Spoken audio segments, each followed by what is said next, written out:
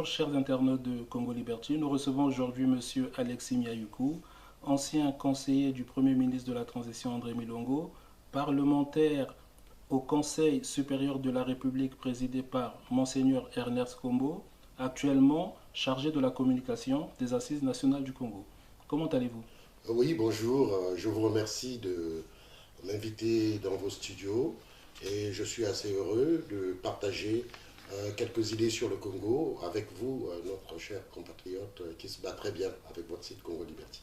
Alors, nous allons faire rapidement le bilan des événements politiques qui se sont déroulés au Congo-Brazzaville, c'est-à-dire après et avant la tenue du référendum.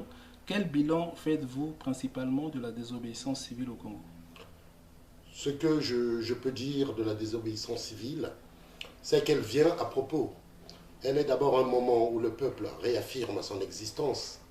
Le premier bilan que je tire, c'est que le peuple congolais n'a plus peur. Le peuple congolais a montré désormais qu'il entendait conquérir sa liberté et ses libertés. Alors, du point de vue de l'objectif final, nous y sommes encore et nous considérons que les forces réorganisées arriveront à bout et que le peuple mobilisé, remobilisé, pourrait atteindre la victoire que nous souhaitons. Nous vous remercions. Nous allons rapidement passer à l'actualité du Congo. Nous allons faire rapidement le bilan des événements politiques qui se sont déroulés au Congo-Brazzaville, c'est-à-dire après et avant la tenue du référendum. Quel bilan faites-vous principalement de la désobéissance civile au Congo? Ce que je peux dire de la désobéissance civile, c'est qu'elle vient à propos. Elle est d'abord un moment où le peuple réaffirme son existence. Le premier bilan que je tire, c'est que le peuple congolais n'a plus peur. Le peuple congolais a montré désormais qu'il entendait conquérir sa liberté et ses libertés.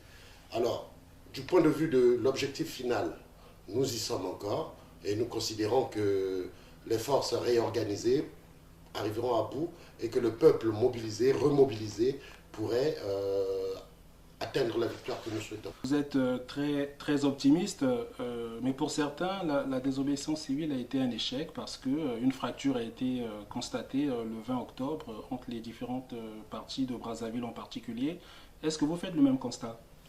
Tout à fait, parce qu'on peut dire relativement, l'échec est relatif.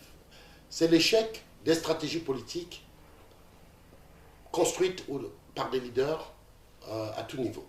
Mais c'est également, je voudrais dire, c'est également le témoignage de ce que on a montré aux yeux du monde qu'une dictature ne peut pas partir de son propre gré, parce que le peuple dehors aurait suffi pour permettre la fin de ce régime. Nous savons, au Congo, nous avons eu des départs forcés de président de la République. Youlou, en 63, n'a pas cherché la guerre. Mais Massamba Deba non plus.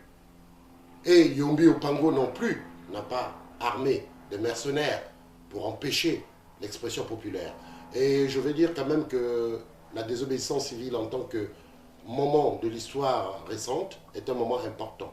Mais j'aimerais repartir sur le 27 septembre, qui est le véritable moment de délégitimation du pouvoir de Sassou, mais également le véritable moment où l'expression du peuple n'a pas été réellement conduite jusqu'à bout. Monsieur Miayukou, vous êtes assez optimiste en ce qui concerne la suite des événements, mais j'ai envie de vous poser une question que tout le monde se pose. Le 20 octobre, pour certains, a consacré une fracture communautaire. Les quartiers nord ne se seraient pas levés, les quartiers sud se seraient levés, ainsi que toute la partie sud du pays. Quelle est votre analyse à ce sujet?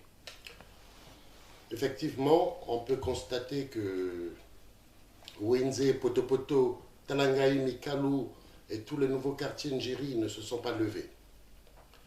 En le constatant, nous savons tous que ces populations sont dans des conditions, partagent les mêmes conditions que les autres populations de la République. Alors, la question à poser, est-ce que le travail a été fait? Est-ce qu'ils ont été mobilisés? Si oui, pourquoi ne se sont-ils pas levés? Par contre, on peut imaginer également que la question politique congolaise se révèle aussi là, en ce moment-là. Le rapport au pouvoir a été ethnicisé. Les enjeux du pouvoir sont devenus ethniques. Alors, je n'aimerais pas verser dans l'accusation d'un certain nombre de personnages politiques, mais on peut espérer, on peut penser que ces populations n'ont pas simplement été mobilisées comme il se devrait. Alors, Monsieur Miaouko, pour être clair, est-ce que pour vous, les populations du nord du pays n'ont pas été mobilisées parce que leurs leaders n'auraient pas bien fait le travail de mobilisation ou simplement, comme le disent certains, ils sont solidaires d'un pouvoir qui est ethnique?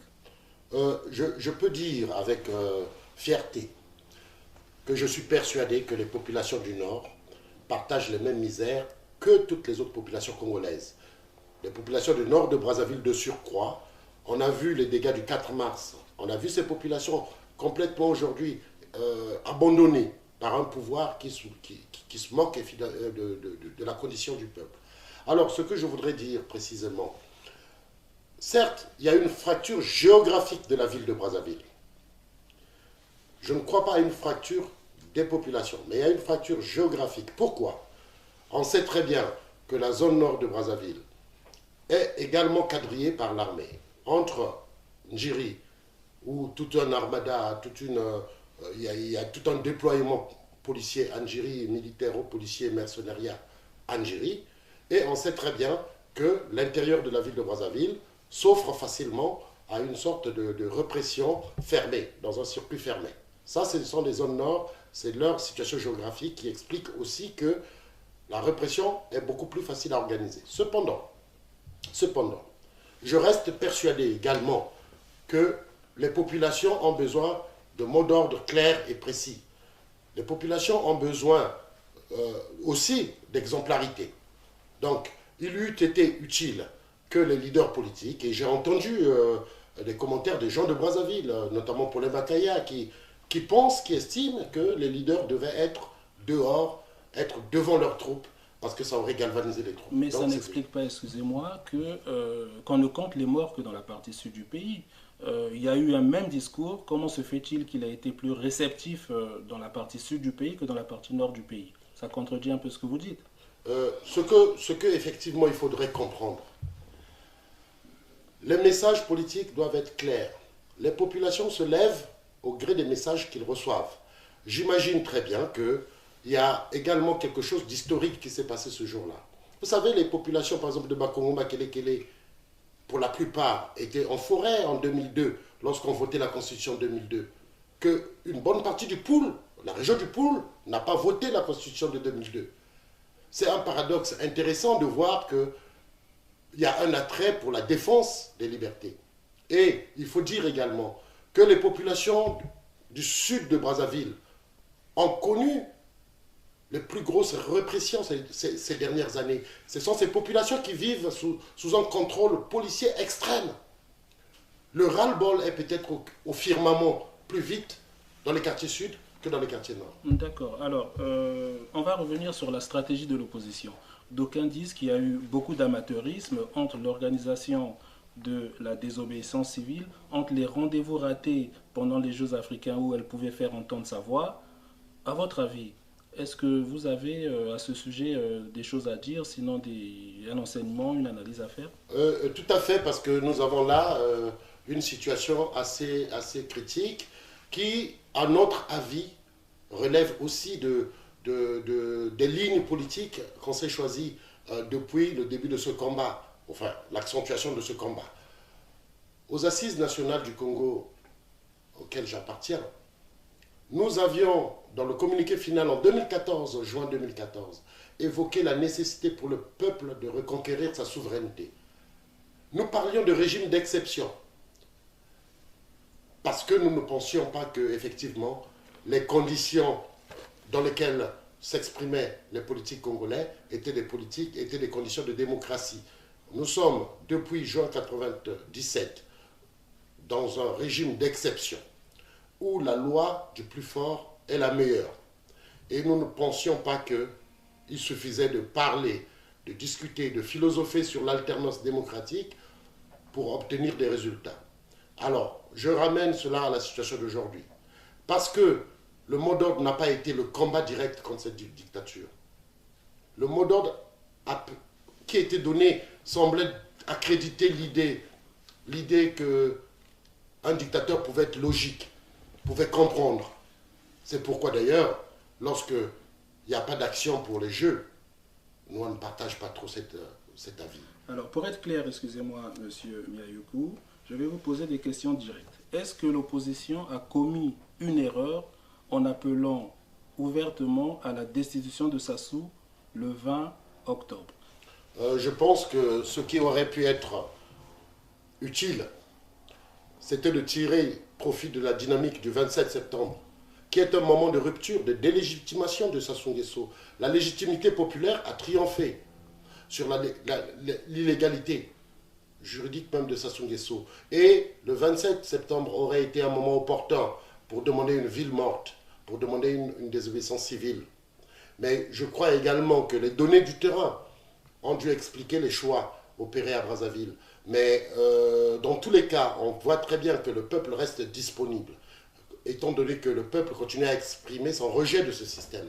Donc, s'il y a erreur, c'est de n'avoir pas accéléré le processus à partir du 27.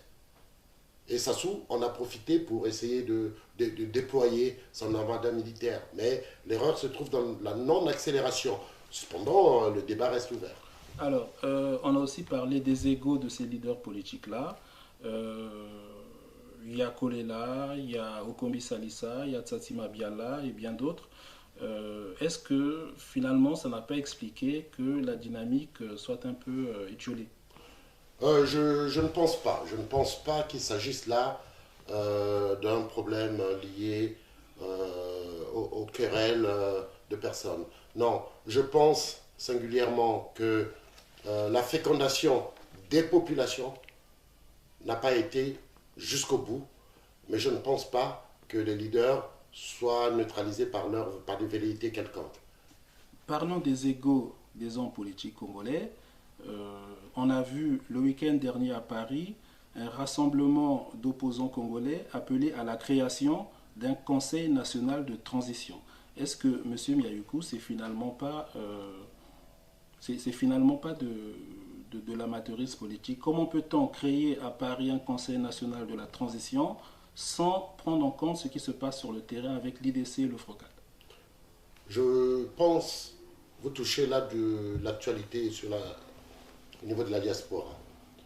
Alors le Conseil national de résistance et de transition, qui est le mot que vous utilisez, n'est pas créé pour l'instant, n'est pas validé par tout le monde, mais est en voie certainement d'existence à travers un compromis.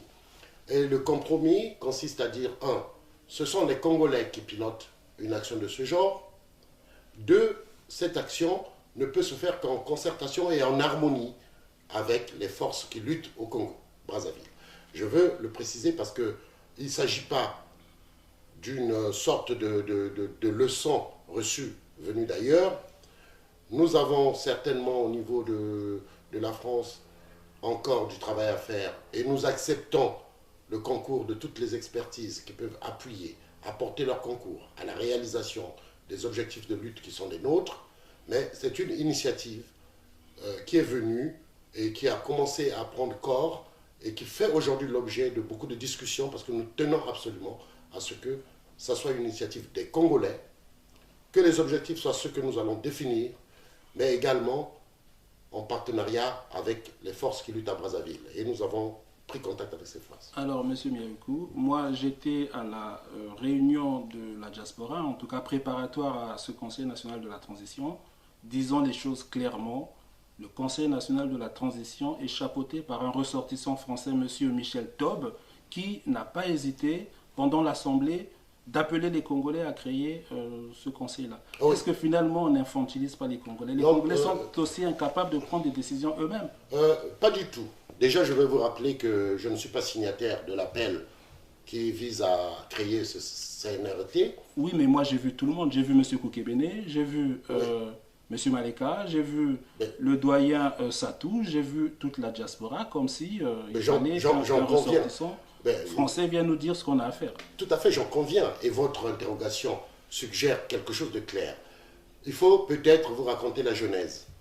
La genèse, c'est qu'un jour, on est sollicité par un Français qui estime, qui veut partager la question du Congo. En fait, certains frères congolais sont contactés parce que ce Français veut partager et défendre un peu la cause que nous essayons de promouvoir.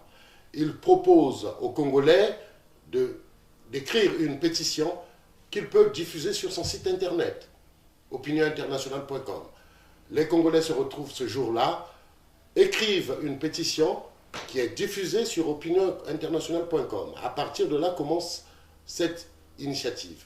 Et cette initiative va se muter. Étant donné que tous les Congolais n'étaient pas concernés, eh bien, on avait jugé nécessaire de recourir à tous les responsables des structures de Congolais en France pour réfléchir ensemble sur la mise en place d'un outil commun. Il s'agit simplement de mutualiser nos efforts. Concernant l'intervention extérieure, permettez que je vous dise que M.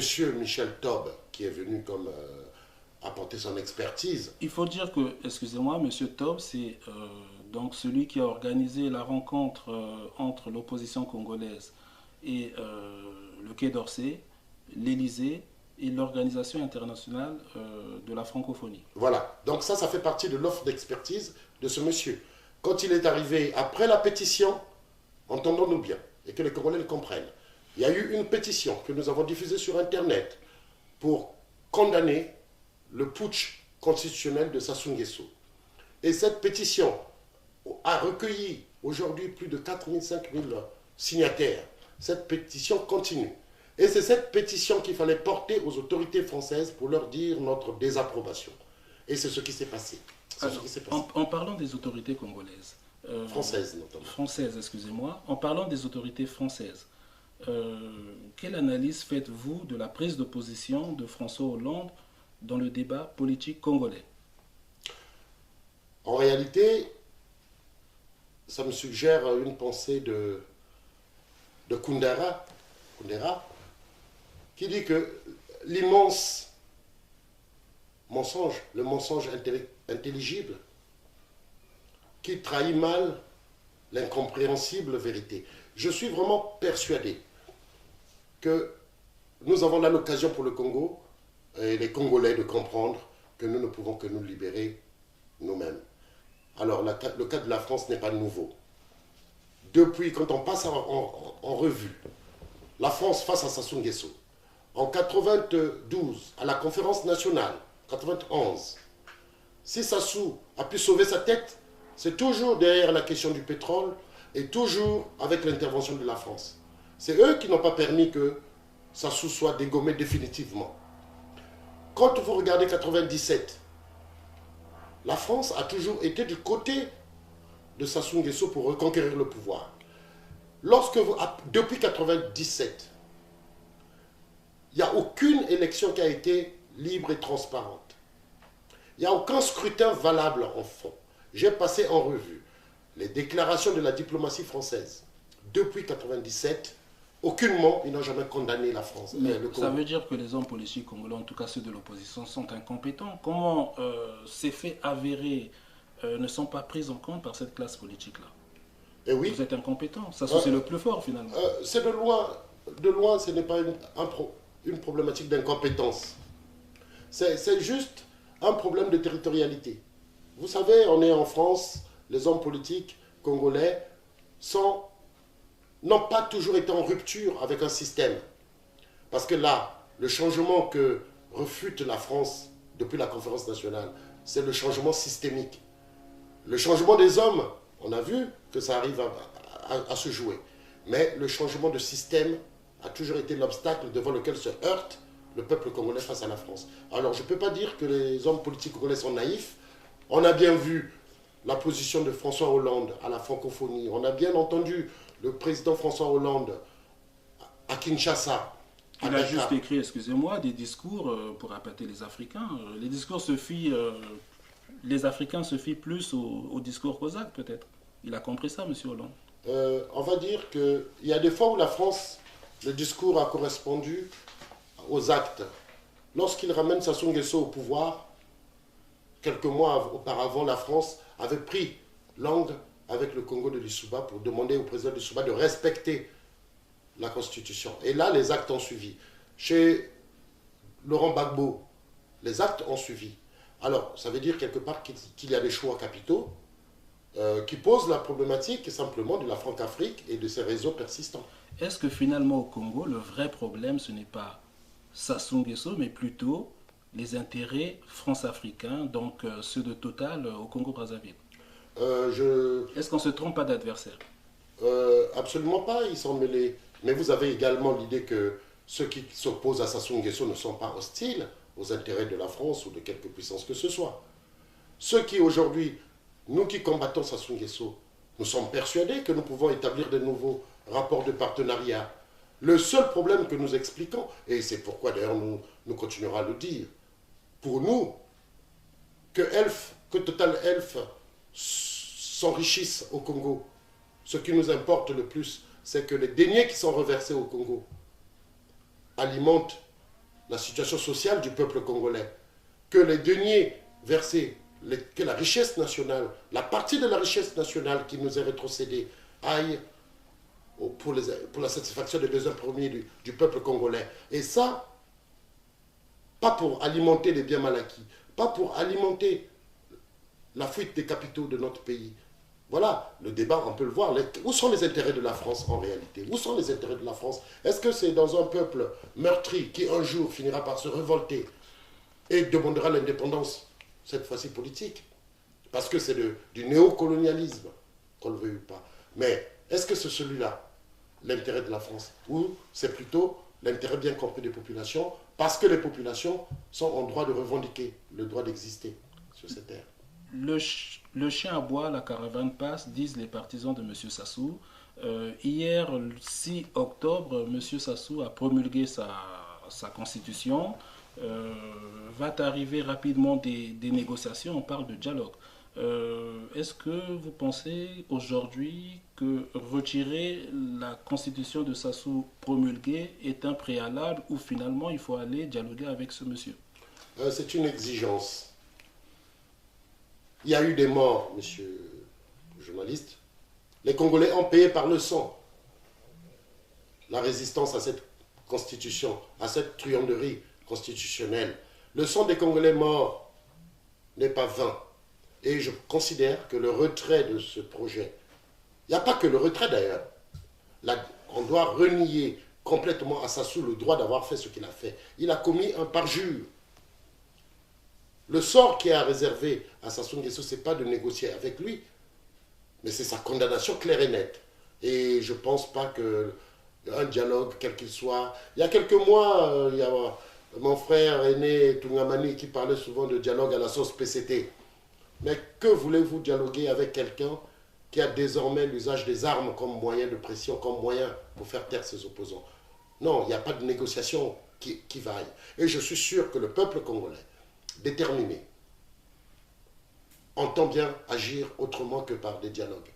C'est une farce, à moins de vouloir accoucher l'esclavage, parce qu'après, l'étape suivante sera l'esclavagisme. Mais on en est déjà aujourd'hui. C'est quoi la solution si M. Sassou Nguesso refuse de retirer son accord et continue sur cette voie-là? Qu'est-ce que vous proposez? Nous pensions que jusqu'au 25 octobre, nous recherchions l'alternance démocratique. Le 26 commençait, nous considérons que le peuple congolais lutte désormais pour sa libération. Et une libération, ça se travaille, ça se construit. D'où ce concept de résistance. Une résistance parce que je considère que le peuple congolais ne veut pas voir ce monsieur continuer à gouverner. Le peuple congolais ne peut pas accepter de se laisser berner comme ça par un clan. Donc, la résistance citoyenne. Eh bien, moi, je dis, j'en appellerai beaucoup à mes frères congolais. Partout où ils sont, ils doivent empêcher ce monsieur de gouverner. Partout où ils sont, ils doivent agir pour leurs intérêts. Donc, je considère que, et puis je ne suis pas dupe, aucune dictature ne part de son plein gré. Et s'il le faut, je citerai la 3e strophe de notre hymne national. Les gens chantent les 2 premiers, mais 3e qui parle du sacrifice nécessaire. pour le Congo. Mais Monsieur Miyaku, j'entends bien, vous parlez de l'hymne national, ne se le cachons pas, aujourd'hui, il y a une frange des populations du sud du pays qui de plus en plus parle de la scission du pays. Vous êtes un fils du pôle donc du sud, est-ce que vous êtes pour la création de cet État-là? Je vais vous donner mon avis de façon mitigée. D'abord, la problématique de l'État du Sud Congo est une autre façon d'exprimer le ras-le-bol, mais également une autre façon d'exprimer la colère d'une partie du peuple. Et je ne la condamne pas systématiquement en tant que projection d'une problématique. Je ne suis pas d'accord avec la scission du Congo, mais je considère qu'il pose là le problème que nous ne regardons pas assez. C'est un problème qui s'impose au Congo depuis les années 60, mais qui devient crucial à partir de la mort de Marien Ngouabi. Souvenez-vous, lorsqu'on accuse des gens de la mort de Marien Ngouabi, ceux qu'on tue, prenez la liste, vous verrez. Vous verrez qui on tue. Pourquoi on dit que Congo Babomi Maria? Mais c'était un schéma qui se construisait depuis cette date. Et ensuite, lorsque la guerre de 97 arrive, lorsqu'on fait ce qui va se passer en 99, les affaires du beach, j'ai oublié même de parler du procès Marien Ngouabi, mais quand je viens aux affaires du beach, vous vous rendez compte qu'il y a une sorte de stigmatisation d'une partie de peuple, de population. Alors, on arrive dans le cheminement de la problématique nationale à quelque chose de grave à partir de l'accession de Sassou Nguesso après sa guerre. Quel pays Sassou Nguesso laisse aux Congolais demain? Parce qu'il n'est pas immortel. C'est le Congo depuis l'an 2000 qui, lorsqu'il forme des officiers, alors que les États généraux de l'armée, qui se sont tenus pendant la transition, avaient exigé le rééquilibrage départemental de l'armée, qu'est-ce qu'on voit? Les recrutements à l'armée, les générations d'officiers entre 2000 et aujourd'hui, l'année 2000 et aujourd'hui, c'est à 80% pratiquement des officiers issus d'une même localité, d'une même région. Lorsque vous regardez les écoles de magistrature, vous regardez l'école de médecine, vous prenez tous ces chiffres, vous avez vu quoi? On a créé désormais un problème d'équilibre ethnique dans notre pays. Sassou Nguesso a créé ce problème parce que les générations d'aujourd'hui qui ont 30 ans, ce n'est pas équilibré. Le pays n'est plus équilibré. Alors, c'est un problème majeur qui pose le problème, la problématique. Il faut trouver des solutions. Il faut trouver des solutions à ce problème. C'est l'intérêt que je trouve dans la problématique de l'État du Sud Congo. Parce que la réalité, c'est celle-là. Demain, vous n'aurez pas de médecins issus du sud du pays, vous n'aurez pas d'ingénieurs issus du sud du pays, vous n'aurez pas de militaires gradés issus du sud du pays. Donc vous entendez bien que finalement c'est une revendication normale. Alors, la revendication, c'est pourquoi je dis que je ne la formulerai pas comme telle. Pour moi, ça m'interpelle sur le Congo de demain. Que peut-on faire pour rééquilibrer? Je pense que nous avons un devoir de constater que le schéma territorial congolais ne marche pas. Le schéma de pouvoir congolais ne marche pas. Monsieur Miyaku, j'entends bien, mais est-ce que finalement les ressortissants du Sud ne sont pas sadomasochistes? Vous êtes vous-même en exil et vous avez on va dire, vous mettez beaucoup de parcimonie à analyser cette situation-là. Je peux vous citer vous, je peux citer le doyen Magloire Ndoba, voilà, toute une génération de populations du Sud qui sont en exil. Mais c'est pas jugé avec parcimonie. La principale question, pour ne pas se tromper d'objectif, est-ce que le Moshi de Bunji est également bénéficiaire du festin du Moshi d'Oyo? Lorsque vous savez que le Moshi de Bunji, parce qu'une contrée liée à l'héritage d'Opango, du vieux Opango, l'héritage d'Opango qui laissait un peu poindre quelques probités morales et quelques attitudes. Mais Sassou Nguesso laisse en marge les gens de Bunji et au-delà. Pourquoi? Parce qu'ils ne concourent pas à son système. Alors c'est un système. Et il faut aussi ne pas se le cacher. Le système s'est construit autour du PCT. Le PCT pluriethnique, c'est pourquoi on a retrouvé les gens du PCT partout, dans tous les partis naissants après la conférence nationale. La culture du PCT est une culture de prédateurs et au-delà de l'ethnie. Il faut le dire, que tout n'est pas résumable, on ne peut pas tout résumer à l'ethnie. Monsieur Miaoukou, finalement, avec l'initiative de Monsieur Michel Taub concernant le Conseil national de transition, c'est la fin des assises. Finalement, les assises n'ont été qu'un feu de paille. Je voudrais vous dire, d'ailleurs, ce n'est pas l'initiative de M. Taub.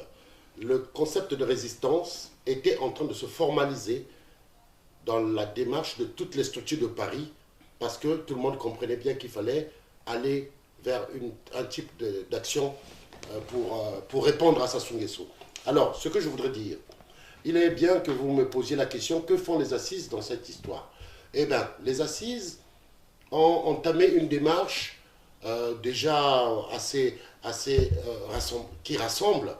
Et dans le contexte du rassemblement des assises, nous nous sommes élargis.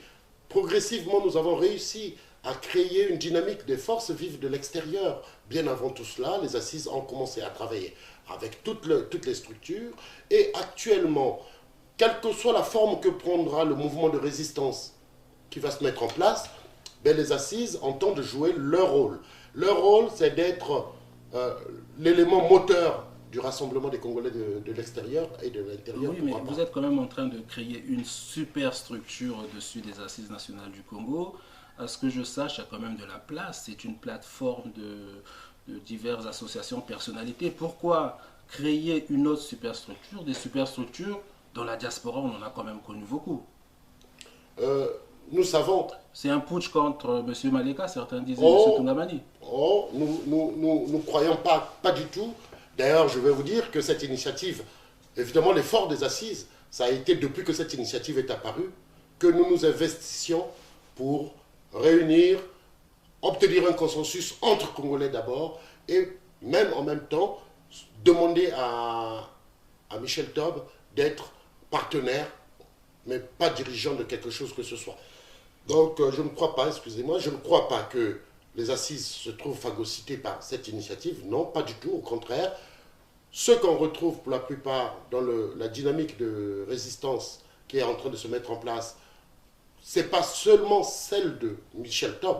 Actuellement, nous avons deux initiatives concurrentes de résistance et les assises se sont mis au milieu pour essayer de rapprocher les deux tendances et avoir une démarche unique sur la place de Paris. Et nous vous garantissons que, fort de notre relation avec le FROCAD, avec l'IDC, mais fort aussi de notre relation avec les plateformes de la société civile, les assises vont compter dans l'enclenchement de la dynamique d'ensemble. Mais ce qui ne veut pas dire que les assises ne vont pas changer de nature. Les assises sont bien obligées aujourd'hui de se reprogrammer, de se reconfigurer pour être un outil de combat véritable. Monsieur Miaoukou, nous arrivons à la fin de notre entretien. Est-ce que vous avez un dernier mot? Oui, c'est surtout dire au peuple congolais. Nous sommes au début d'un grand combat. Nous avons commencé, nous n'avons plus peur. Ne baissons pas les bras. Gardons intacte notre décision de voir ce monsieur partir. Rien n'est impossible. Kadhafi, il y en a nombreux qui sont partis. Mobutu a fini par partir. Et ceux qui soutiennent ce gouvernement doivent le savoir, que le peuple a toujours raison, le peuple triomphe toujours. Alors, vraiment, Bampa Diamoun, Bamama Batata, Bandeko, Bino Bozoyo Kanga bien, Nazoye Bisake, Etumba et Wuchiko Banda, Botia et Likia, le Kola Tolobarake, Makanisi na biso peuple, ya Makanisi oye ko triompher. Batata ben zab que ma banza beto, ma banza peuple, Keinki, ku vivre bien en bas la bête moi aussi. Ku vendre ba esclave ve bantu bakina sakananaka. En tout cas, vraiment les voix no telameno. Telameno et parce que tinsamu njingwa tu bachikiri malakwa uchi. Mais botu gagna telameno. Donc, naïbisi bino tout. Tosima na maboko. Botelama. Telameno. Merci. Nous vous remercions, Monsieur Alexis Miaoukou. Nous vous souhaitons un bon dimanche.